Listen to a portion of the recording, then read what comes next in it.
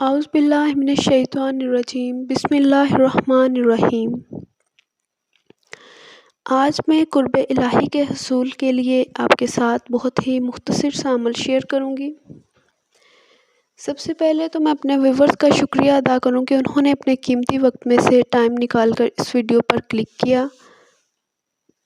انشاءاللہ اگر آپ آج کے بتائے ہوئے عمل پر عمل کریں گے تو آپ ضرور اس ویڈیو سے مستفید ہوں گے۔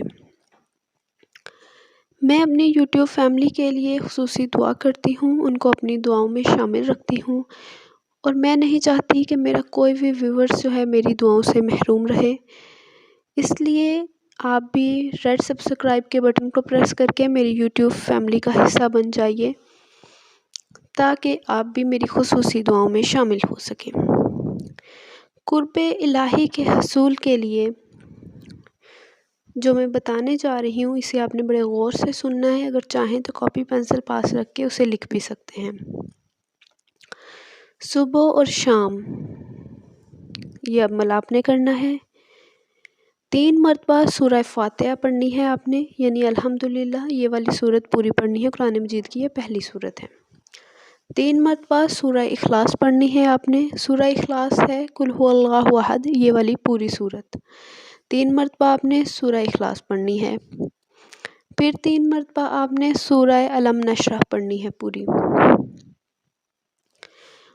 یعنی کہ 3 مرتبہ سورہ فاتحہ، 3 مرتبہ سورہ اخلاص، 3 مرتبہ سورہ الم نشرح۔ اسے آپ نے صبح 3 مرتبہ پڑھنا ہے اور شام میں بھی 3 مرتبہ پڑھنا ہے۔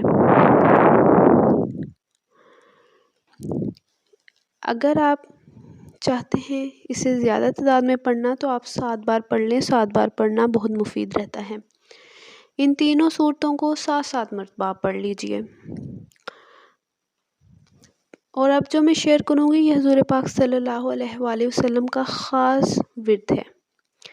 صبح و شام 7 مرتبہ رسول اکرم صلی اللہ علیہ وآلہ وسلم سورہ کوثر پڑھا کرتے تھے، سورہ والضحیٰ پڑھا کرتے تھے اور درود شریف، درود ابراہیمی۔ حضور اکرم صلی اللہ علیہ وآلہ وسلم کا یہ خاص ورد تھا۔ اگر آپ بھی قرب الہی چاہتے ہیں تو آپ کو بھی چاہیے کہ آپ بھی اس پر عمل کریں۔ بہت ہی مختصر سا عمل ہے۔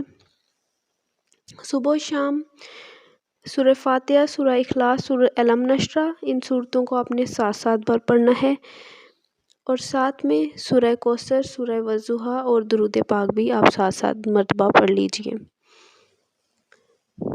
میری یہ کاوش پسند آئی ہو تو ویڈیو کو لائک کر کے چینل سبسکرائب کر کے میری یوٹیوب فیملی کا حصہ بن جائیے تاکہ آپ بھی میری دعاؤں سے محروم نہ رہیں۔